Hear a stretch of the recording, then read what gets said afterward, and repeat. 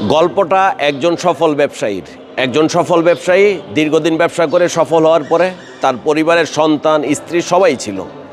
হঠাৎ করে তিনি অসুস্থ হয়ে যান। অসুস্থ হওয়ার কারণে তাকে হসপিটালে যেতে হয়। হসপিটালে যাওয়ার পরে তিনি প্রথমে বুঝতে পারেন স্বাস্থ্য মানুষের কত বড় সম্পদ। ওই হসপিটালে তাকে 3 মাস থাকতে হয়। 3 মাস থাকার পরে সে যেদিন সুস্থ হয়ে যায়, ডাক্তার বলে যে আপনি আগামীকাল হসপিটাল ছেড়ে বাসায় যেতে পারবেন। ওই ভদ্রলোক আনন্দে হসপিটালের সমস্ত রুম পরিষ্কার করা শুরু করে দিতে থাকে আর আল্লাহর কাছে নামাজ পড়তে থাকে, প্রার্থনা করতে থাকে। অস্থির হয়ে যায় ওই লোক। ডাক্তার এবং পরিবারের সদস্যরা তাকে জিজ্ঞেস করে, আপনি এত অস্থির কেন? 3 মাস থাকলেন, সুস্থ হয়ে গেছেন, এখন অস্থির কেন আপনি এত?